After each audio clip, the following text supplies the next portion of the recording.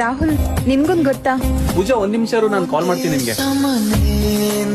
ಸರಿ, ಫ್ರೀ ಆದ್ಮೇಲೆ ಕಾಲ್ ಮಾಡು. ಸುಗುಡುವ ತೀರದ ಮೌನ ತುಂಬಿ ತುಳುಕೋ ಕಂಗಳಲ್ಲಿ ಕರಗುತ್ತಿದೆ ಕನಸಿನ ಬಣ್ಣ ಎದೆಯ ಜೋಪಡಿಯ ಒಳಗೆ ಕಾಲಿಡದೆ ಕೊಲುತ್ತಿದೆ ಒಲವು ಮನದ ಮುಗಿಲಿನ ತುದಿಗೆ ಹಾ ಹೇಳು, ಏನಾಯ್ತು?